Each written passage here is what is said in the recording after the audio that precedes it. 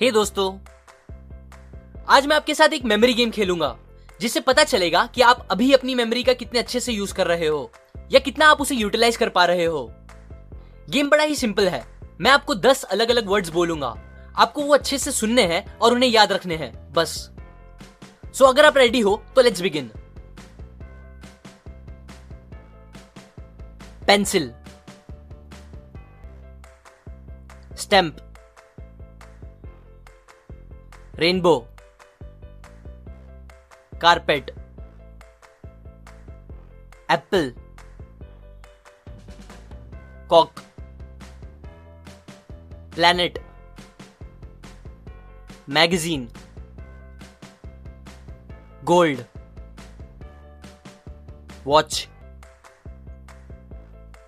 अब इस वीडियो को पॉज करो और फिर याद करो आपको टोटल 10 में से कितने वर्ड्स याद हैं। डन? ओके। सो अगर आप मेरी तरह एक एवरेज इंसान हो तो आपको 5 से 7 वर्ड्स याद होंगे, और ये भी मुश्किल है कि आपको वो करेक्ट ऑर्डर में याद होंगे। मैंने जब पहली बार ये ट्राई किया था तो मुझे बस 5 वर्ड्स याद थे। अब ये बात थोड़ी अजीब है क्योंकि हम सबको पता है कि हमारा ब्रेन इससे बहुत ज्यादा डेटा स्टोर करने की कैपेबिलिटीज रखता है। इनफैक्ट एक स्टडी से पता चला है दैट हमारा ब्रेन एस्टिमेटेड 2.5 पेटाबाइट्स तक का डेटा स्टोर कर सकता है। अगर आपको नहीं पता तो बता दूं, 1 पेटाबाइट मतलब 1024 टेराबाइट्स होता है और 1 टेराबाइट 1024 गीगाबाइट्स होता है, जिसे हम शॉर्ट फॉर्म में जीबी बोलते हैं। 2.5 पेटाबाइट्स कितना ज्यादा होता है ये और क्लियरली समझने के लिए बताओ तो, अगर आप इतने डेटा का एक वीडियो जो टीवी क्वालिटी का होगा उसे देखना चालू करोगे और कंटिन्यूअसली उसे देखते ही रहोगे तो भी आपको वो वीडियो पूरा देखने में 300 साल लग जाएंगे। इतनी ज्यादा कैपेबिलिटीज हमारा ब्रेन रखता है। बट फिर ऐसा क्यों है कि जब हमें 10-20 अलग अलग वर्ड्स दिए जाते हैं या नंबर्स या पैराग्राफ तो वो हमें इजीली याद नहीं रह पाते, या याद हो भी जाते हैं तो उसे हम बहुत जल्दी भूल भी जाते हैं। इसका रीजन ये है कि मोस्टली हमारा उन चीजों को याद करने का तरीका और टेक्निक सही नहीं होती। ज्यादातर लोग चीजों को रट्टा मार के या बार बार पढ़ के याद करने की कोशिश करते हैं, लेकिन रियलिटी तो यह है कि हमारा ब्रेन इन तरीकों से चीजों को याद रखने के लिए बना ही नहीं है, और ना ही ऐसे वो किसी भी मेमोरी को ज्यादा टाइम तक स्टोर रख पाता है। Dominic O'Brien 8 times world memory champion रह चुके हैं, लेकिन इसलिए नहीं कि वो बहुत स्मार्ट थे बचपन से या बहुत इंटेलिजेंट थे। इनफैक्ट वो तो एक पुअर स्टूडेंट थे जिन्हें डिस्लेक्सिया भी था। फिर भी वो मेमोरी चैंपियन बने क्योंकि उन्हें अपने ब्रेन को चीजें सिखाने और याद रखने के प्रॉपर प्रिंसिपल्स और टेक्निक्स पता थे।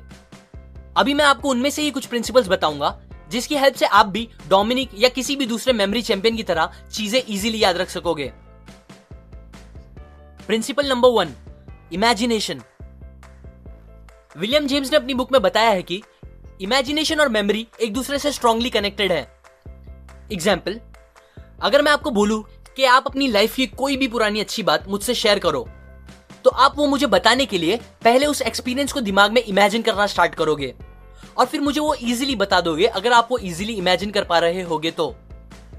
अलग वर्ड्स में कहूं तो आप जो चीज अच्छे से इमेजिन कर सकते हो आप वो चीज इजीली याद भी कर सकते हो। जब मैंने आपको वो 10 वर्ड्स याद करने बोले तब मेरी तरह ज्यादातर लोगों को वो सारे वर्ड्स याद नहीं हुए होंगे, और अगर कुछ लोगों को याद हो भी गए होंगे तो वो ज्यादा टाइम तक दिमाग में नहीं रहेंगे क्योंकि उन वर्ड्स के साथ हमने ज्यादा इमेजिनेशन नहीं जोड़ी होगी। मतलब जब मैंने ये वर्ड बोला एप्पल, तब अगर आप इमेजिन करके विजुअलाइज करते एक लाल कलर का बड़ा सा एप्पल जिसे आपने अपने हाथ में पकड़ा है, जिसे खाने के बाद आपको उसका टेस्ट बहुत मीठा लगा और उसकी खुशबू भी बहुत अच्छी थी, तो ऐसा इमेजिन करने से बहुत ज्यादा चांस हो जाते कि आपको एप्पल ये वर्ड अच्छे से दिमाग में बैठ जाता। अभी अगर आपने नोटिस किया हो तो मैंने एप्पल को इमेजिन करने के लिए अलग अलग ह्यूमन सेंसेस को पिक्चर में लाया, जैसे कि वो कैसा दिख रहा था, उसकी स्मेल, उसका test etcetera.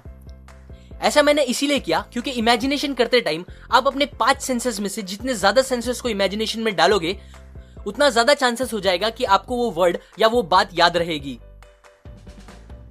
Principle number 2, association.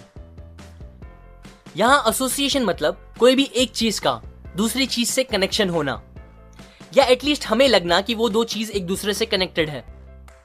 Example, कभी कभी हम कोई एक चीज देखते हैं या सुनते हैं तो हमें उससे रिलेटेड बहुत सी दूसरी चीजें याद आने लगती हैं। ऐसा होता है क्योंकि हमारे दिमाग को एक दूसरे से कनेक्टेड चीजें जल्दी याद होती हैं और बहुत अच्छे से याद रह जाती हैं।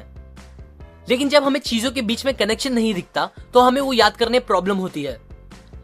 फिर से सेम एग्जाम्पल, जब मैंने आपको वो 10 वर्ड्स बोले तो वो एक दूसरे से अलग अलग थे, इसीलिए आपको वो अच्छे से याद नहीं रह पाए। पर अगर मैं ऐसे वर्ड्स बोलता जिनके बीच में आपको इजीली कनेक्शन मिलता तो आपको वो इजीली याद भी रहते। जैसे कि अगर मैं पेंसिल के बाद बोलता इरेजर, रूलर, शार्पनर एक्सेट्रा, तो ये वर्ड्स आपको जल्दी याद होते, क्योंकि ज्यादातर लोग इनके बीच में इजीली कनेक्शन और लिंक देख सकते हैं। सो अगर हमें अलग अलग चीजें याद करनी है तो हमें इमेजिनेशन का यूज करके उनके बीच में एसोसिएशंस बनाने चाहिए। ये दो प्रिंसिपल्स इमेजिनेशन और एसोसिएशन का यूज करके एक टेक्निक बनती है जिसे स्टोरी मेथड कहते हैं। इस टेक्निक का यूज करके हम अपनी मेमोरी कैपेबिलिटीज को बहुत ज्यादा बढ़ा सकते हैं। और ये प्रैक्टिकली देखने के लिए अब हम फिर से कुछ वर्ड्स को याद करने वाला मेमोरी गेम खेलेंगे, लेकिन इस बार हम उन्हें नॉर्मली याद नहीं करेंगे बल्कि इस स्टोरी टेक्निक से याद करेंगे और देखेंगे हमें कितने डिफरेंट रिजल्ट्स मिलते हैं। आप अपनी आंखें बंद रख के भी ये ट्राई कर सकते हो।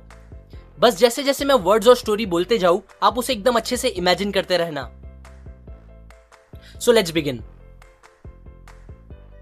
साइकिल। इमेजिन करो आप एक लाइट ग्रीन कलर की साइकिल चलाते हुए कहीं जा रहे हो। पेडल मारते हुए आपको ठंडी ठंडी हवा फील हो रही है और काफी अच्छा लग रहा है क्योंकि ये साइकिल एकदम फ्री और कंफर्टेबल है। चॉकलेट।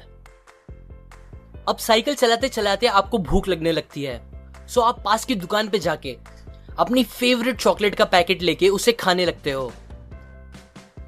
गिटार। चॉकलेट खाते खाते आपको एक आवाज सुनाई देने लगती है। जब आप गौर से सुनते हो तो आपको समझ आता है कि यह आवाज गिटार बजने की है, और वो गिटार से निकलती आवाज आपको इतनी अच्छी लगती है कि आप उसके पीछे जाने लगते हो। सोल्जर। जब आप उस गिटार बजाने वाले के पास पहुंचते हो तो आप देखते हो कि वो आदमी एक सोल्जर है जो काफी लंबा और स्ट्रांग दिख रहा है, और वो हंस के आपको देखने लगता है। सूटकेस। फिर जब आप उस सोल्जर के पैर के पास देखते हो तो आपको एक पुराना सा सूटकेस रखा हुआ दिखता है जिसमें लोग पैसे डाल के जा रहे होते हैं। नेकलेस। तभी एक औरत वहां आती है। उसे उस सोल्जर का टैलेंट इतना पसंद आता है कि वो अपना चमकता हुआ नेकलेस जिसमें एक डायमंड लगा होता है उसे निकाल के सूटकेस में डाल देती है। फुटबॉल। जैसे ही वो नेकलेस डाल के जाने लगती है उसे जोर से आके एक फुटबॉल लगता है। किड्स। फिर जब आप देखते हो कि फुटबॉल कहां से आया तो आपको पास में ही कुछ किड्स दिखते हैं जो अलग अलग गेम खेल रहे होते हैं। आपको समझ आ जाता है कि वो बॉल वहीं से आया होगा। मास्क। फिर जब आप सब बच्चों को अच्छे से देखने लगते हो तो आपको उनमें से एक बच्चा बहुत अलग दिखता है। अब वो अलग दिखता है क्योंकि उसने अपने चेहरे पे एक व्हाइट कलर का मास्क पहना होता है। ये मास्क आपको अच्छा लगता है दिखने में, सो आप उस बच्चे के पास जाने लगते हो। रोज।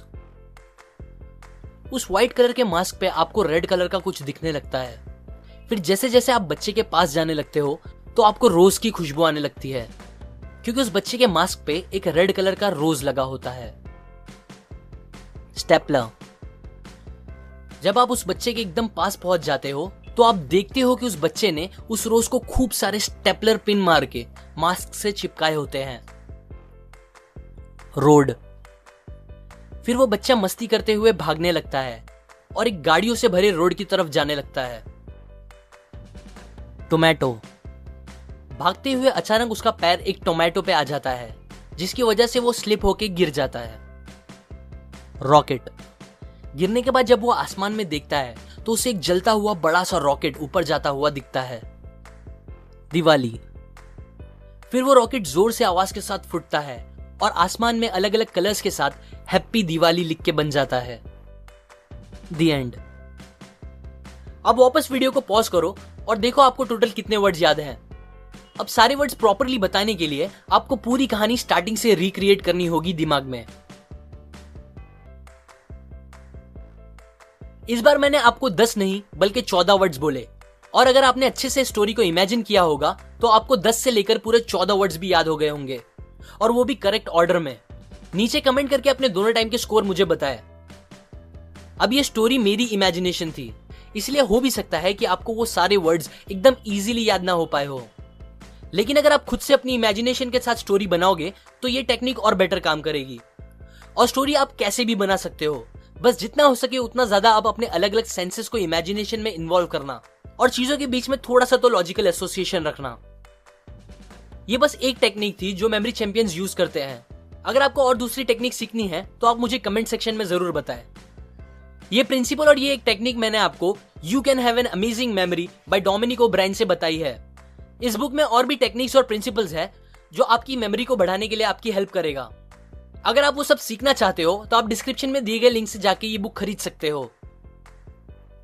लाइक करें अगर आपको ये प्रिंसिपल्स काम के लगे, अपने स्कोर और व्यूज कमेंट करें, सपोर्ट करें मेरे चैनल को इस वीडियो को शेयर करके अपने फ्रेंड्स एंड फैमिली के साथ, सब्सक्राइब करें। मैं और ऐसी काम की बातें आपके साथ शेयर करता रहूंगा, यूजुअली हर week. And finally, thanks for watching.